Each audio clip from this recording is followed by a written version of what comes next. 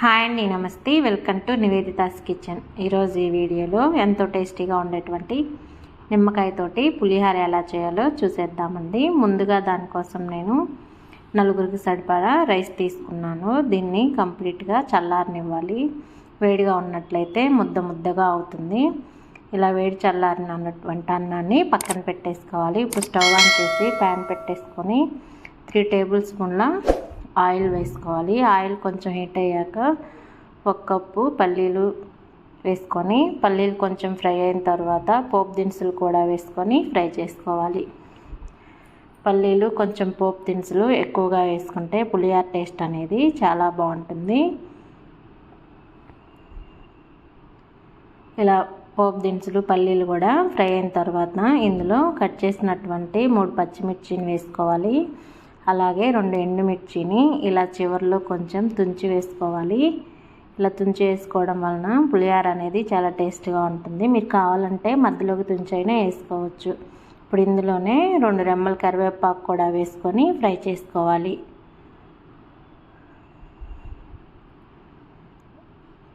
ఇలా కరివేపాకు కూడా ఫ్రై అయిన తర్వాత 1/2 టీ స్పూన్ పసుపు వేసుకొని స్టవ్ ఆఫ్ చేసేసుకోవాలి.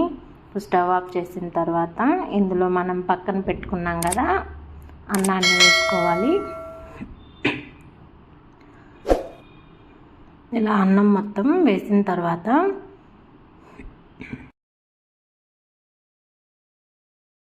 వేడి మీద మొత్తం కూడా బాగా తిప్పేసుకోవాలండి. ఇందులోని ఇప్పుడు టేస్ట్కి సరిపడా సాల్ట్ కూడా వేసుకొని ముందుగా ఒకసారి బాగా మిక్స్ చేసేసుకోవాలి.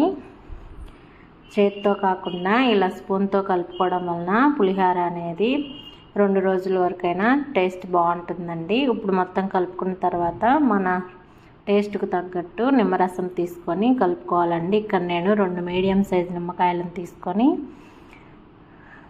రసం తీసి ఇందులో కలిపేస్తున్నాను. మీరు మీ టేస్ట్కి తగ్గట్టు పులుపుని చూసుకొని వేసుకోండి. ఇలా మొత్తం కూడా ఒకసారి బాగా మిక్స్ చేసుకుంటే పులిహోర అనేది రెడీ అయిపోయింది. ఉదయం టిఫిన్లోకైనా, మధ్యాహ్నం లంచ్లోకైనా, ఈవినింగ్ పిల్లలు స్కూల్ నుంచి వస్తారు కదా, అలా స్నాక్స్కైనా చేసి పెట్టేసుకుంటే టేస్ట్ చాలా బాగుంటుందండి. మీరు ఎక్కడికైనా బయటికి 2 రోజులు ట్రిప్ వెళ్తున్నప్పుడు ఇలా పులిహోర చేసి పెట్టుకొని తీసుకొని వెళ్ళండి. 2 డేస్ వరకు చాలా బాగుంటుంది. కానీ చేతితో కలపకూడదండి, స్పూన్తో మాత్రమే కలిపితే ఫ్రెష్గా ఉంటుంది. మరి మీరు కూడా మీ ఇంట్లో ట్రై చేసి ఎలా వచ్చిందో కామెంట్ సెక్షన్లో తెలియచేయండి. ఈ వీడియో కానీ నచ్చినట్లయితే లైక్ చేయండి. మీ ఫ్రెండ్స్కి, రిలేటివ్కి షేర్ చేయండి. నివేదితాస్ కిచెన్ ఛానల్ని సబ్స్క్రైబ్ చేసుకోండి. అలాగే పక్కనే ఉన్నటువంటి గంటని కొట్టేయండి మరి.